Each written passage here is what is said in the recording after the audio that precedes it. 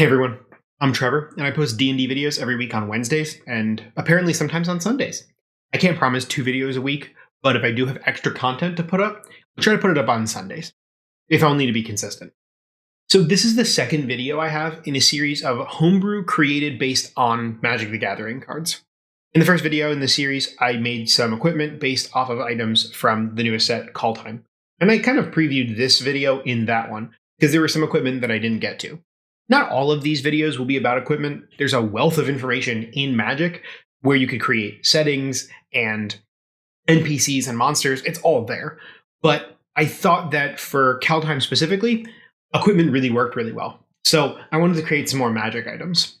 There's a cycle of 5 cards left in Kaldheim that I wanted to cover. Specifically, Elven Bow, Duergar Helm, Dwarven Hammer, Giant Amulet, and Valkyrie Sword. The way these items work in Magic, without explaining exactly all of Magic the Gathering, which is a remarkably complicated card game, they are items that you can cast normally and equip to your creatures. Alternatively, you get a creature token that is wielding the item.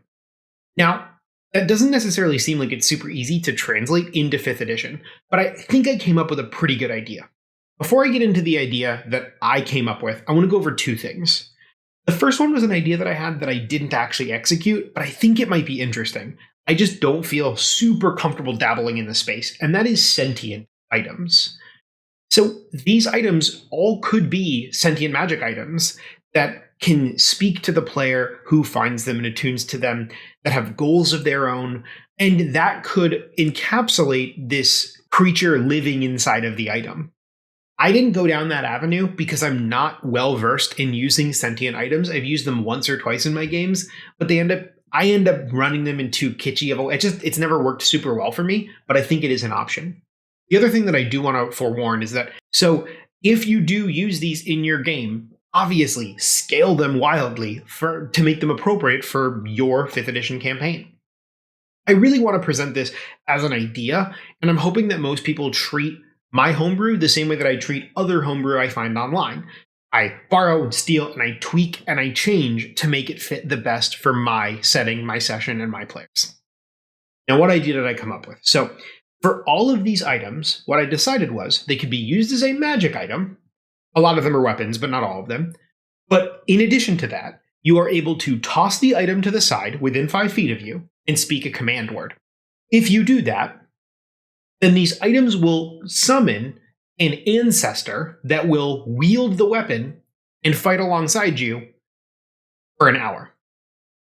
Now, this is obviously scalable. You can have it last longer or shorter than an hour. You can give it a certain number of charges. For all of these, I just said you can use it once per long rest. I felt like that was the safest way to do it.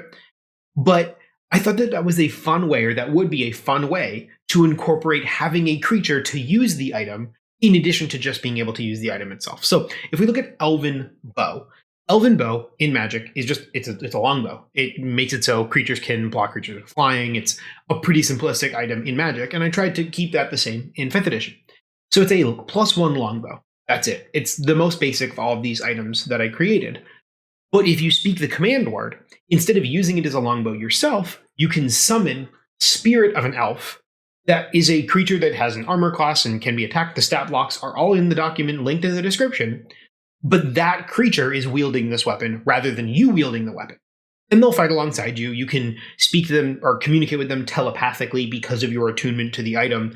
And I thought that that would be a fun way to kind of mirror the effect of these cards in a game of Magic. Be aware, I balanced these items based off of both the effect of the item and the strength of the summon. So if we look at something like the Giant Amulet, the Giant Amulet gives you +1 to your AC and advantage on saving throws against spells. Those are pretty strong effects, but it seems weird that it's listed as a very rare magic item for just those 2 things. The reason why is because if you toss the amulet and use the command word, you're summoning a literal giant, and it is a giant spellcaster that can cast Fireball, and it's a very, very strong summon. So I wanted to make sure that the item wouldn't be given out too early in a campaign, because I think it would woefully imbalance a campaign. There are a lot of knobs that you can tweak and adjust here, right? For example, you could decide, especially for things like the giant amulet, if the person attuned to it still gets the bonus while the summon exists. That is entirely up to you. I just think that I wanted to kind of put these ideas into writing and throw them out into the universe to see if anyone else would find these kind of items like useful for a 5th edition campaign. I think it's a fun way to add an additional layer of flavor and complexity to a magic item rather than it just being able to, I don't know, give you a bonus to damage or let you cast a spell or something like that. It lets you create a summon. One other thing that I'll say before I wrap up the video is that I understand summons can lead to some clunkiness when it comes to running combat. If you have a necromancy wizard, or if you have a battlesmith artificer, or a ranger, there are, like, those classes are capable of summoning creatures, which can get a little bit dicey if you also add these items in, right? Like, you might have a table of 6 players, 3 of them can summon something. You're running into a lot of time between players' turns. So maybe I wouldn't give out these items for a table like that. But if you have a smaller table of 3 or 4 players and none of them are playing any kind of character that can summon something, or there are no sidekicks in the game, then these items might make the game a little bit more dynamic. This is kind of a bonus homebrew tip. I've run very small games before. I've never run one-on-one D&D, but I have run for 2 players, and even 3, and sometimes I'll just throw them a sidekick. Tasha's Cauldron of Everything has great rules for incorporating sidekicks. And you can even homebrew or make up your own. I can even do a video on that if you are interested. But that is kind of the feeling that I wanted to generate with these magic items. It kind of creates a temporary sidekick that will help you fight in the throes of battle.